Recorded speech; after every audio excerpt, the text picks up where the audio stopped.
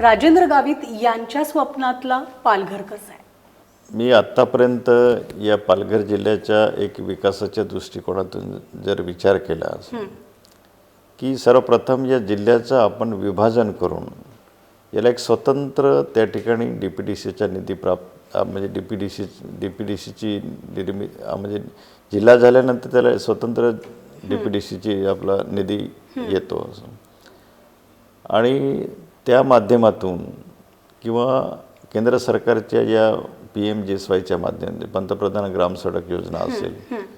त्याचप्रमाणे ठक्कर बाप्पा आपलं बिरसा मुंडा आपलं जे रस्ते सुधारण्याच्या संदर्भात असेल किंवा PWDच्या माध्यमातून असेल किंवा सोशल वेलफेअरच्या माध्यमातून असेल आणि किंवा पर्यटनाच्या माध्यमातून असेल की पालघर जिल्हा हा मुंबईच्या खूप जवळ आहे, म्हणून केळवा बीचसारखं असेल किंवा या ठिकाणी महालक्ष्मी देवीचे मंदिर असेल किंवा शीतलादेवी पर्यटन शीतलादेवीच्या टेम्पल असेल या जीवदानी देवीचे टेम्पल असेल आणि या ठिकाणी पर्यटनाला खूप मोठ्या प्रमाणावर वाव आहे. आणि विशेष करून जव्हारचं जे आहे, जे धबधबा असेल किंवा जव्हारचं जे सौंदर्य जे आहे हे जव्हार हे अत्यंत एक महाबळेश्वर नंतर एक सेकंड प्लेस आहे, म्हणजे थंड हवेचे ठिकाण. आणि म्हणून या दृष्टिकोनातून एक पर्यटनाच्या दृष्टिकोनातून त्याला त्या ठिकाणी कशा पद्धतीने त्याला म्हणजे आपल्याला एक म्हणजे आपला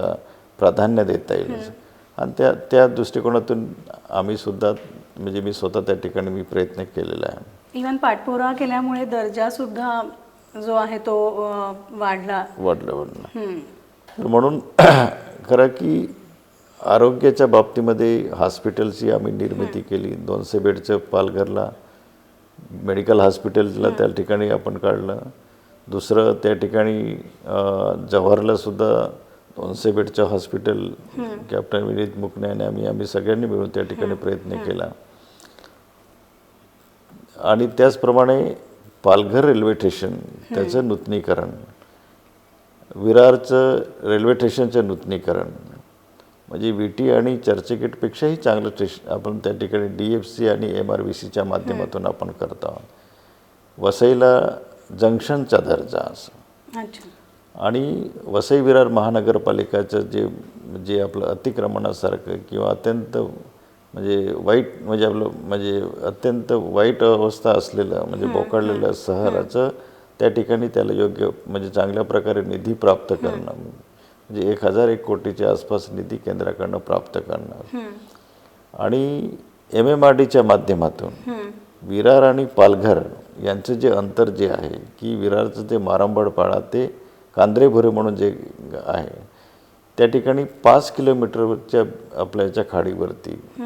आम्ही त्या ठिकाणी म्हणजे 850 कोटी रुपये त्या ठिकाणी MMRDच्या माध्यमातून निधी प्राप्त करणं आणि सातपाटीपासून मुरबापर्यंत त्या ठिकाणी सुद्धा 1.5 किलोमीटरचा जो ब्रिज आहे की जेणेकरून म्हणजे त्या ठिकाणी म्हणजे सातपाटीवासी यांना बोईसरला येण्यासाठी पालघरला वळसा घालून यावं लागतं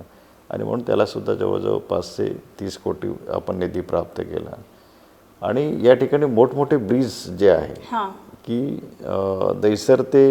बहाडोली म्हणून जे आहे वैतरणा नदीवरती तिथे सुद्धा 128 कोटी रुपयाचा आपण निधी प्राप्त केला. अशा पद्धतीने या ठिकाणी पालघर शहर जे आहे आपला पालघर जिल्हा जो आहे त्याचे पूर्ण रूप म्हणजे आम्ही त्या ठिकाणी बदल करण्याचा म्हणजे प्रयत्न करत आहोत. पालघर जिल्ह्यामध्ये या ठिकाणी बुलेट ट्रेनसुद्धा होत आहे.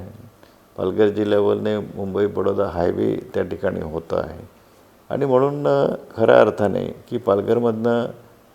म्हणजे गुजरातला जाण्यासाठी अनेक म्हणजे काय की म्हणजे मोठमोठे प्रकल्प त्या ठिकाणी होत आहे. आणि निश्चितच या ठिकाणी आदिवासी बांधव असेल, मच्छीमार असेल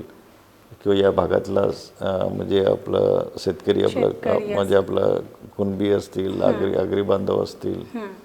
किंवा वाडवड बांधव असतील आणि म्हणून खऱ्या अर्थाने की हा जिल्हा एक विकास म्हणजे आपला